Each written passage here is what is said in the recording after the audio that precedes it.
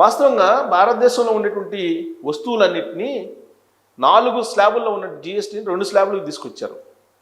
కానీ petrol diesel విషయంలో మాత్రం అది జిఎస్టీ పరిధిలోకి రావట్లేదు. జిఎస్టీ పరిధిలోకి రావాలని చెప్పి చాలా కాలం నుంచి డిమాండ్ జరుగుతుంది. కానీ ఆ డిమాండ్ను కేంద్ర ప్రభుత్వం పట్టించుకోవట్లేదు. ఒకవేళ జిఎస్టీ పరిధిలోకి తీసుకొస్తే 50 రూపాయలకే పెట్రోలు డీజిల్ వచ్చే అవకాశం ఉంది సుమారుగా.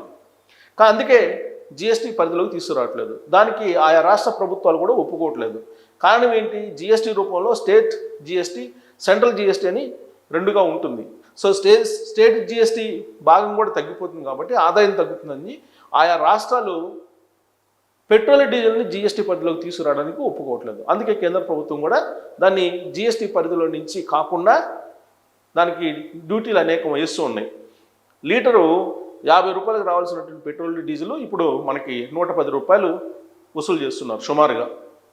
అయితే ఇప్పుడు రష్యా నుంచి ఆయిల్ కనుక, ముడి చమురుని కనుక కొనుగోలు చేసేటువంటి పరిస్థితి లేకుండా చేసింది కాబట్టి అమెరికా మరొక 10 నుంచి 15% పెట్రోలు డీజిల్ రేట్లు పెరిగే అవకాశం ఉంది. అంటే ఇప్పుడు ఉన్నటువంటి 110 రూపాయలు కాస్త ఇంకొక 10 రూపాయలు, అంటే 15 నుంచి 20, 120, 125 రూపాయలు కావచ్చు పెట్రోల్ డీజిల్. అలాగే మరి అమెరికా తీసుకున్నటువంటి నిర్ణయం కారణంగా మన పెట్రోల్ డీజిల్ మీద ఇప్పుడు కేంద్ర ప్రభుత్వం మన మీద భారం మోపుతుందా అంటే ఏం చేస్తారో చూడాలి.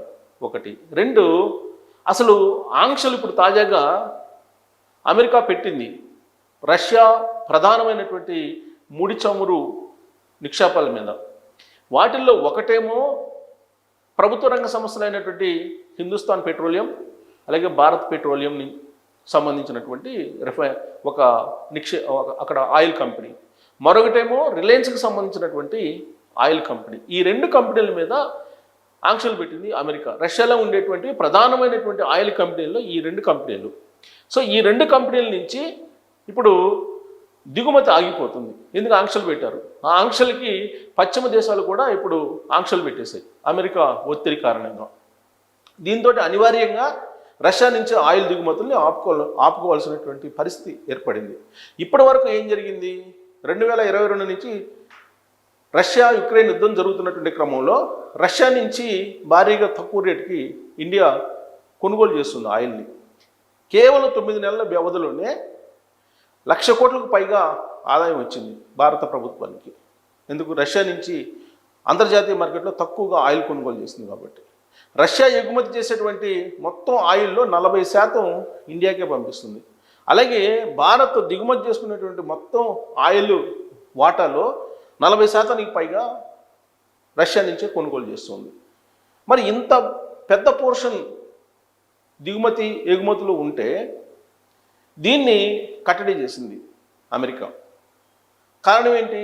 రష్యా యుక్రెయిన్ మధ్య యుద్ధం ఆగిపోవాలంటే రష్యాకి సపోర్ట్ చేస్తుంది భారతదేశం. అక్కడి నుంచి ఆయిల్ కనుక కొనుగోలు చేయకపోతే దానికి ఆర్థిక పరమైనటువంటి సహాయం అందదు, దాంతో యుద్ధం ఆపేస్తుంది అనేది అమెరికా అధ్యక్షుడు చెప్పేటువంటి మాట. భారతదేశం ఆర్థికంగా రష్యాకి సహాయపడుతుందని, కానీ మొదటి నుంచి కూడా రష్యాకి భారతదేశానికి విడదీరైనటువంటి సంబంధాలు ఉన్నాయి, వాణిజ్య సంబంధాలు ఉన్నాయి. ఆ వాణిజ్య సంబంధాలు కానీ, ద్వైపాక్షిక సంబంధాలు కానీ ఇవన్నీ కూడా చాలా పకడ్బందీగా ఉంటాయి. రష్యా మీద యుద్ధం జరిగితే భారతదేశం మీద యుద్ధం జరిగితే రష్యా సహాయ సహకారాలు అందించుకున్నటువంటి సిచ్యువేషన్స్ పరోక్షంగా కానీ ప్రత్యక్షంగా కానీ ఉన్నాయి. ఇందిరాగాంధీ టైంలో పాకిస్తాన్ ఇండియా యుద్ధం సమయంలో రష్యాని ఆదుకుందని చెప్పి చరిత్ర చెప్తోంది.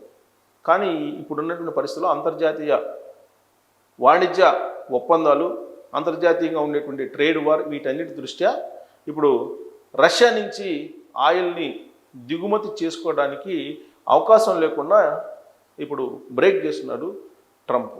దానికి సహకరిస్తే ఇప్పుడున్నటువంటి ట్రేడ్ డీల్ ఏదైతే ఉందో 50% దిగుమతుల మీద సుంకాన్ని అమెరికా వేస్తుందో దాన్ని 15% తగ్గించేటువంటి అవకాశం ఉంది. ఆ కారణంగా భారతదేశానికి వాణిజ్య లోటు తగ్గచ్చు, కానీ సార్వభౌమాధికారం అనేది ఒకటి ఉంటుంది కదా, అది దాంతోపాటు రష్యాతో ఉన్న సంబంధాలు బలహీనపడటానికి అవకాశం ఉంది. ఇక్కడ మనం తీసుకుంటే అసలు ఏంటి రష్యాకి అలాగే భారతదేశానికి మధ్య ఎంత డీల్ జరుగుతుంది అనేది నేను లెక్కల్లో చెప్తాను. ప్రతిరోజు కూడా యావరేజ్న ఈ మధ్యకాలంలో 2 మిలియన్ బ్యారెళ్ల ముడి చమురు దిగుమతి అవుతుంది భారతదేశానికి, ఎక్కడి నుంచి? రష్యా నుంచి. సో ఇప్పుడు దానికి కట్టడి చేస్తూ నిర్ణయం తీసుకున్నారు. ఇప్పుడు ఏ కంపెనీల మీద ఆంక్షలు పెట్టింది అమెరికా? దానివల్ల ఎవరికి నష్టము అని అంటే 2 కంపెనీల మీద ఆంక్షలు పెట్టింది. రష్యాలో ఉండేటువంటి రోస్నెఫ్ట్ లాంగ్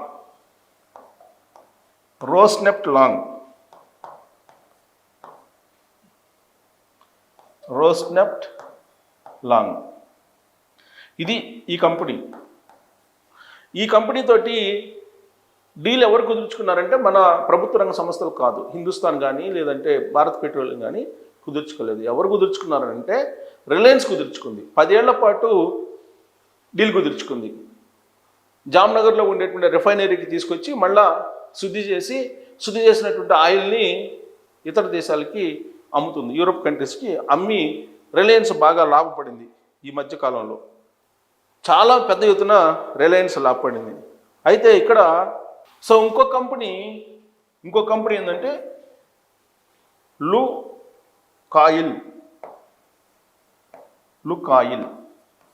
లుకాయిల్ కంపెనీ. ఇది మనది హిందుస్థాన్ పెట్రోలియం, అలాగే బీపీసీ భారత్ పెట్రోలియం. ఈ 2 భారత్ పెట్రోలియం అలాగే హిందుస్థాన్ పెట్రోలియం ఈ రెండింటితోటి ఈ లుకాయిల్ అనేటువంటి ఆయిల్ కంపెనీ తోటి డీల్ ఉంది. కాకపోతే దీనివల్ల మనకేం పెద్ద నష్టం లేదు, ఎందుకంటే రిలయన్స్ కాబట్టి ఇది ప్రైవేట్ కంపెనీ, ఇది మనకేమీ ఆయిల్ ఇవ్వట్లేదు దీంతో కుదుర్చుకున్నటువంటి దాంతో. కాకపోతే ఇక్కడ లుకాయిల్ అనే కంపెనీ తోటి HP Bharat petroleum, Hindustan petroleum, Bharat petroleum 2 deals ఉన్నాయి. రిఫైనరీ చేసి మనకు అందజేస్తున్నాయి. రేటు తగ్గించలేదు కానీ బట్ భారత ప్రభుత్వానికి 1,00,000 కోట్ల పైగా ఆదాయం వచ్చిందని చెప్తున్నారు. కాబట్టి మనకు రాబోయేటువంటి రోజుల్లో 10 నుంచి 15% ఆయిల్ రేట్లు పెరిగేటువంటి అవకాశం ఉంది అని చెప్పి అంటున్నారు. ఒకవైపు ఏమో ట్రంప్కి దొరకకుండా నరేంద్ర మోడీ గారు స్కిప్ అవుతూ ఉన్నారు, చాలా వ్యూహాత్మకమైన గేమ్ ఆడుతున్నారు ట్రంప్ తోటి, అమెరికా తోటి. కానీ ఇప్పుడు అమెరికా ఆంక్షల కారణంగా అత్యంత పెద్ద ఆయిల్ కంపెనీలు 2 రష్యాలో మూతపడేటువంటి పరిస్థితి. ఇలాంటి సిచ్యువేషన్లో నరేంద్ర మోడీ గారు ఏం చేస్తారు? నరేంద్ర మోడీ గారు ట్రంప్కి ముఖం చూపించినందువల్ల పరిష్కారం దొరుకుతుందా? స్కిప్ అయినందువల్ల మలేషియా సదస్సుకి స్కిప్ అవుతున్నారు, దాని కారణంగా ఈ సమస్యకు పరిష్కారం దొరుకుతుందా అనే దాని మీద మీరు కామెంట్ చేయొచ్చు. Thank you.